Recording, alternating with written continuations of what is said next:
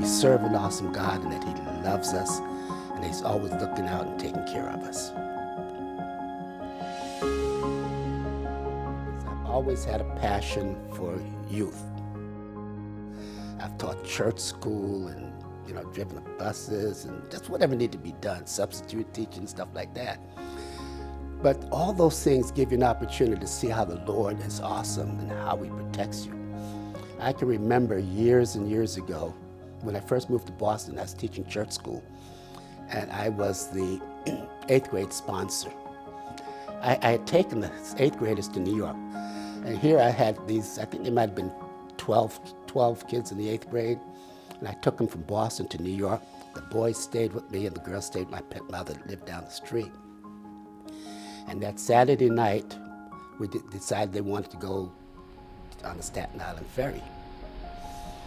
And so I had all those kids on the bow of the ferry, and we're heading over from Manhattan over to Staten Island. And about halfway into the ride, the channel, the engine started to reverse and the horn started blowing and screeching, and you don't know what's happening. All of a sudden you're in the middle of the channel, and I look up, and there's this big dark object that's coming straight towards the ferry. It was a freighter. I think it may be the second time in the history of the Staten Island ferry that it actually had a collision with another vessel. And so all I could do was just grab the kids and turn them around and say, run, run for the back of the ferry. And instead of the freighter hitting the ferry hit the bow, the side of the freighter, about maybe 8 or 10 feet from the bow, and just skidded along the end of it.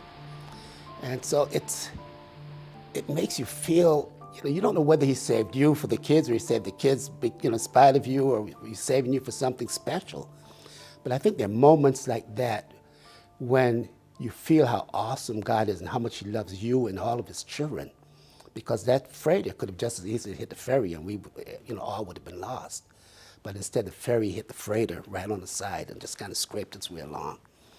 And when you think of things like that happens in your life, you get a sense of purpose. I mean, it renews your sense of purpose because you know the Lord is looking out for you. And so you tend to want to serve Him a little bit stronger, may not be the word, but you want to be a bit more intense in serving Him because you know that He's done so much for you.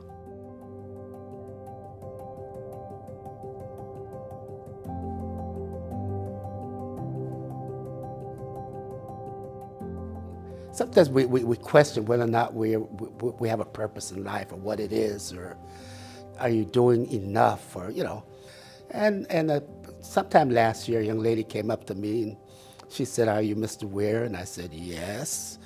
And she says, "My name is such and such, and you may not remember me, but I remember you." And she said, "You used to drive the bus for Fleece and sometimes the Academy." And so I said, "Yeah."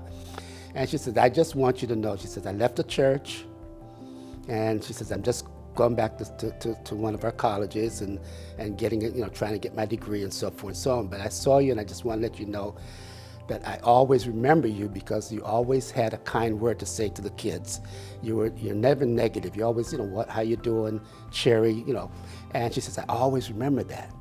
And so I think in terms of just being able to reach others, you never know where the Lord puts you or why He puts you there. But somewhere down the road, maybe, you've helped somebody else.